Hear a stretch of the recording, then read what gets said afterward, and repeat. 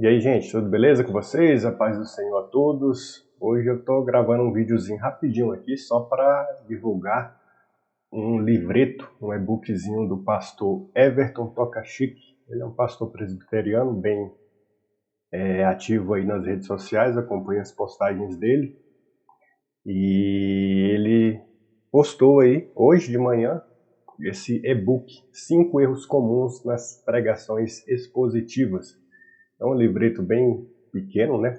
Por isso que o nome é livreto. Tem só 20 páginas e eu já dei uma lida. E eu queria dar uma passada rapidinho com vocês aqui e deixar o link para vocês. Quem quiser ler, para quem prega, bem importante ficar alerta em relação a esses erros. Antes de dar uma passada no livro especificamente, eu vou mostrar aqui como que baixa, tá? Aqui, ó. Vocês vão entrar no seguinte endereço, ipbcepar.com, ipbcepar.com, posso deixar o link na descrição do vídeo.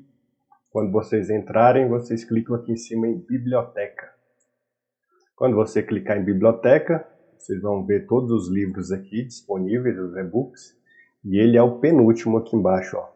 5 erros comuns nas pregações expositivas. Quando você clicar aqui, já vai abrir o PDF para você ler. Aí você pode ler no seu computador, no seu celular, onde vocês quiserem aí. Então tá aqui, eu vou fechar o site para ficar melhor a gente visualizar o PDF. Então tá aqui o PDF, já baixei, já li, como eu disse, muito bom. Aqui a capinha, 5 erros comuns nas pregações expositivas. A CEPAR é a Congregação Presbiteriana Aliança Reformada. O pastor Everton tem muito conteúdo divulgado aí na internet. Então eu achei interessante algumas coisas, vou pontuar aqui com vocês. Que ele faz a sua introdução, ele diz que já cometeu alguns desses erros que ele tenta corrigir aqui no e-book. Quem de nós que prega, né? Eu também já prego aí desde 2006, 2007 mais ou menos. E eu concordo que a gente que está aprendendo a pregar comete muito desses erros aqui. E eu sou um deles. Então ele faz a introdução, depois da introdução, eu não vou nem entrar em todos os detalhes aqui, senão eu vou ler o livro para vocês todo, né? Mas é só compartilhar algumas ideias, algumas reflexões que eu tive enquanto eu li o e-book. Então o primeiro erro é ignorar a estrutura homilética. Homilética, resumindo, vamos dizer que é a arte de pregar a palavra de Deus, né? De uma forma bem genérica, né? Estrutura homilética, a gente saber pregar corretamente a palavra de Deus.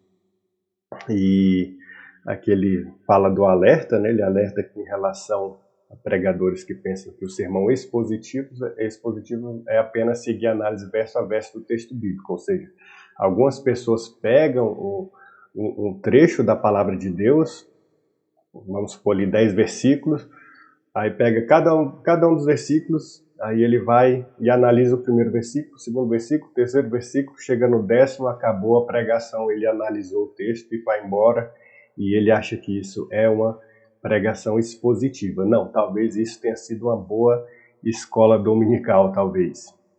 Então, quando ele fala de estrutura homilética, é porque quando a gente fala de saber pregar corretamente, a gente tem algumas diretrizes a serem seguidas, né? Para que a gente faça isso da melhor forma possível. Eu, quando estava começando a pregar, a única coisa que eu levei para a arte da pregação, digamos assim, é que a pregação tinha que ter introdução, desenvolvimento e conclusão, porque era isso que eu aplicava quando estava fazendo a redação de algum texto. Eu falei, bom, na pregação vai ter isso também, introdução, desenvolvimento e conclusão. Mas eu deixava a desejar esses pontos aqui. Então ele dá algumas diretrizes aqui para que você tenha uma estrutura homilética, uma estrutura de transmissão da sua pregação de forma correta. Ele vai sugerir uma estrutura simples de expor o texto bíblico. Então ele tem alguns pontos com seus subtópicos aqui. Expondo, então você vai falar do contexto histórico daquela passagem, o que estava acontecendo naquela ocasião, o problema, a necessidade que afetava os leitores, ou seja, o leitor ele vai do texto naquela época. Deixa eu organizar aqui para não confundir o leitor que somos nós com os leitores daquela época. Porque, por exemplo, Paulo escreve aos Tessalonicenses. Ele escreveu uma carta para o pessoal da igreja de Tessalônica. Então, naquela época, os leitores eram os irmãos da igreja de Tessalônica. Então, quando Paulo escreve para eles, é porque tinha algum problema, tinha alguma necessidade que esses irmãos estavam precisando resolver. Então, a gente precisa entender o que é que o autor falou e por que ele falou para aquele público específico. Aí agora nós, que somos os leitores atuais daquela carta aos Coríntios, Filipenses e tudo mais, a gente precisa entender o que é que o autor, o Paulo, o João, o Tiago, estava falando para o seu público específico e o que queria ser resolvido. Então, nós, quando vamos pregar hoje, a gente precisa ter isso em mente. Aí é que ele tem a preocupação do autor, né? Justamente isso que eu falei. Aí ele vai falar das expressões chaves, ou seja, como algumas frases clareiam a ênfase do autor, ou seja, ver coisas que Paulo sempre falava, coisas que Pedro sempre falava, algumas coisas que estavam sempre na mente desse autor. A análise etimológica das palavras, ou seja, o significado das palavras, o sentido das palavras. Depois você vai ver como argumentar, que é afirmar a ideia do autor, manter a sequência lógica do argumento do autor, ou seja, tudo que a gente vai falar, argumentar, a gente segue uma ideia. A gente começa com as proposições e vai adicionando ideias até chegar aonde a gente quer chegar e concluir o nosso raciocínio. A gente precisa entender o que é que o autor bíblico queria fazer com o seu texto, onde ele queria chegar. Indicar como Cristo está presente no texto, isso é muito importante, porque tem muitas pregações que são expositivas até, mas não são cristocêntricas. Eles expõem o texto, mas Cristo não aparece no sermão. Depois, traduzir as ideias por meio de ilustrações. Então, é bom a gente utilizar ilustrações, porque os ouvintes vão se identificar com o seu cotidiano. É mais fácil você se relacionar com a experiência diária dos ouvintes. E aqui ele vai falar sobre a aplicação, ou seja, a gente não pega só o texto, joga ele para o público, a gente precisa aplicar, fazer com que ele tenha vida nos dias atuais.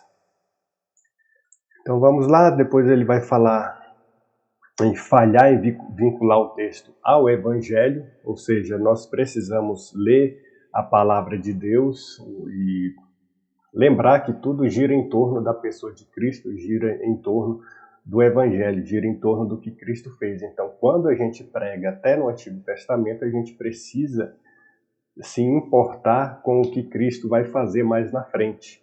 Porque você pega exemplos de pregações lá no livro de Gênesis, Êxodo, por exemplo, e a gente só fica no tempo, lá naquela época de quando o livro foi escrito. E a gente precisa lembrar que essas coisas aconteceram no passado, mas mais na frente Jesus Cristo vem e habita nesse mundo aqui. E tudo que acontece antes dele é uma preparação para o Cristo que haveria de vir e veio. Então a gente precisa relacionar com o Evangelho, porque quando o pregador prega, ele deve pregar o Evangelho e não só fazer uma narrativa histórica do que houve no Antigo Testamento.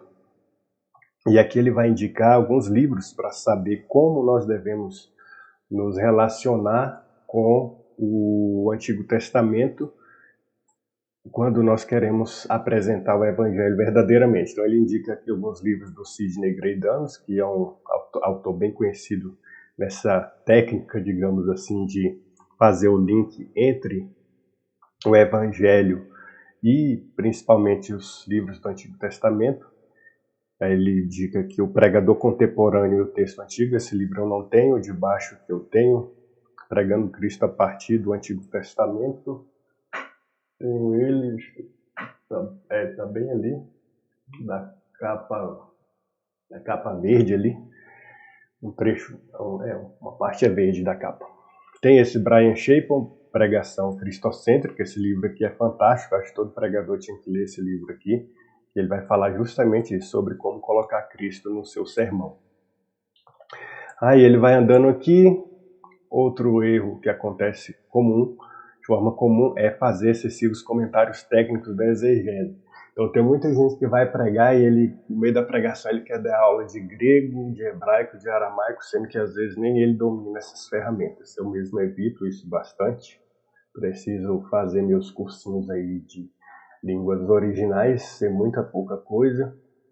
Mas quando você vai citar alguma coisa de grego, hebraico, aramaico, alguma coisa de original, da ideia original, que seja o mais breve possível, porque a senhorinha lá, que talvez não sabe nem ler e escrever, não está interessada em conhecer suas habilidades de intérprete das linhas originais.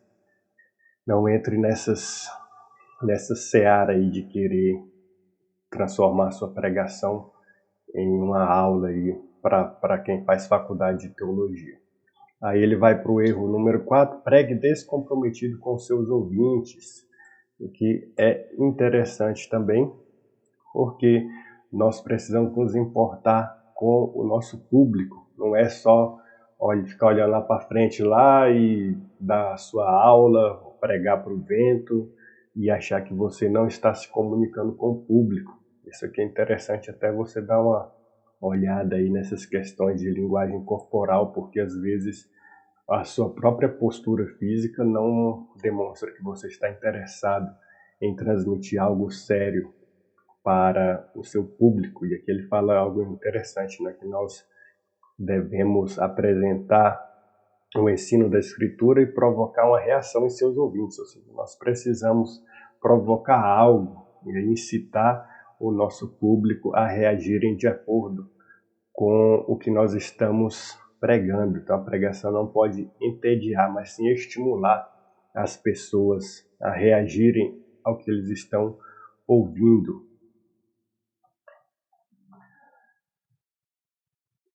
O modo mais eficaz de alcançar os ouvidos de seu auditório é falando-lhes ao coração, ou seja, nós precisamos incomodar as pessoas. E quando eu digo isso, não quer dizer que a gente deve provocar de forma negativa, né? Mas sim provocar no sentido de que as pessoas ouvem a pregação e elas pensam, agora eu ouvi isso, eu preciso mudar a minha postura de vida, eu tenho que tomar algumas atitudes. Então, quando o pregador desperta esse sentimento nos ouvintes, então aí sim ele está falando aos corações dos ouvintes. E aqui o último erro, não faça aplicação prática, que é justamente isso que eu falei. Ele dá até algumas, na verdade, a consequência do que eu falei. Se eu me conecto com o povo para evitar o erro 4, eu vou chegar aqui no 5 e vou realmente fazer uma aplicação prática do texto. E aqui ele dá algumas dicas, isso aqui é muito bom. Começar com a aplicação do autor, os primeiros leitores, o que a gente falou no começo, qualquer problema presente naquele texto. Instruir a doutrina presente no texto. Então, às vezes, você está pregando algum texto e ele vai falar a respeito de santidade, da justificação, da adoção, vai falar a soberania de Deus, da responsabilidade humana. A gente tem que ver como que aquela passagem se relaciona com o todo da palavra de Deus. Identificar os mandamentos do decálogo que são transgredidos naquela passagem, isso que é interessante, porque você tem os 10 mandamentos e é muito fácil da gente quebrar alguns desses mandamentos. Então aqui ele dá algumas dicas, identificar qual que é o mandamento que eu quebro aqui nessa passagem.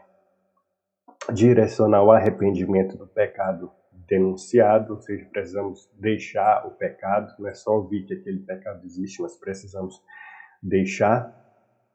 Conselhos pastorais do cotidiano dos ouvintes, lógico que a gente que é pastor, a gente precisa se preocupar com isso, principalmente nós, né? Pensar no dia a dia das pessoas, porque as pessoas vão ouvir aquela pregação e vão voltar para as suas casas, e aí depois? Ela tem que ter aplicações práticas para fazer ali durante a semana, durante o seu dia a dia, no seu relacionamento com a família, no seu relacionamento com as pessoas do seu próximo. Denunciar os erros imorais do presente século, ou seja, a gente vive na cultura totalmente desviada dos padrões bíblicos, e é bom a gente estar a par do que está acontecendo no mundo, precisamos estar contextualizados. Depois ele vai falar de refutar os desvios doutrinários, ou seja, é triste, mas há igrejas que não ensinam a Bíblia de forma correta, distorcem o conteúdo bíblico, é bom dar uma refutada, ou seja, falar, algumas pessoas ensinam dessa forma, mas a Bíblia diz que na verdade é assim, então a gente precisa corrigir os desvios. Promover a beleza da glória de Deus, ou seja, tudo que nós fazemos na vida cristã é para engrandecer nosso Deus, só lhe deu glória, glória somente a Deus. Um outro ponto interessante que eu acho que eu deixei passar aqui é a questão do moralismo, legalismo.